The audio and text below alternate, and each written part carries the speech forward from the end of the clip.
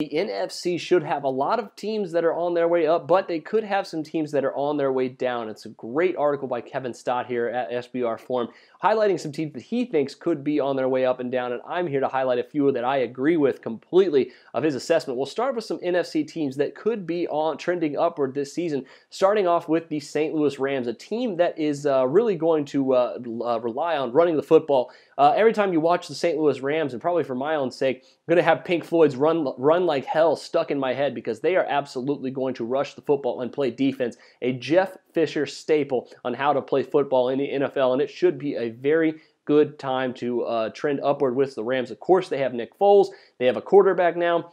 Skill players are a little bit iffy on wide receiver, but they should still have one of the best defenses in the entire NFL, and at 8 wins in season win totals right now, they could be above that or right at that this season, which would be a marked improvement from last season.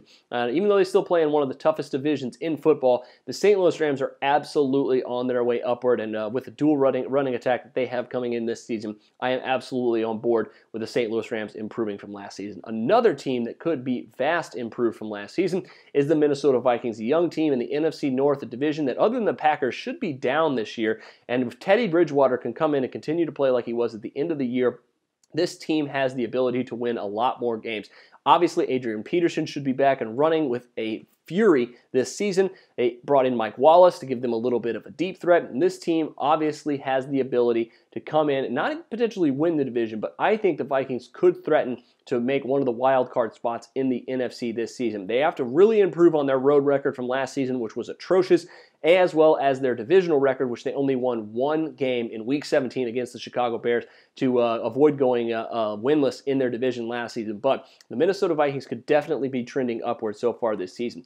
Teams that could be trending downward, however, the Dallas Cowboys won 12 games last season, which was a little bit of an overachievement in my opinion, but coming into this season, of course, they do not have their leading rusher anymore in DeMarco Murray, and Dez Bryant is seemingly holding out for as long as it takes to get paid.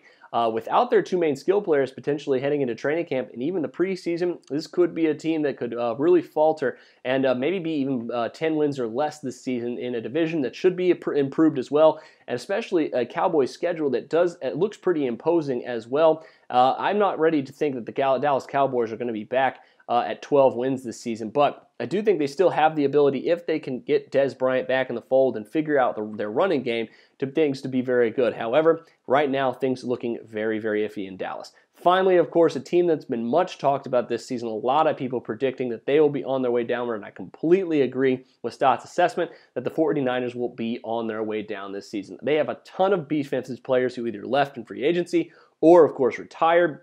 Most famously, it was Chris Borland, a guy that came in, really spelled well after some injuries, forced him to play big minutes and had over 100 tackles.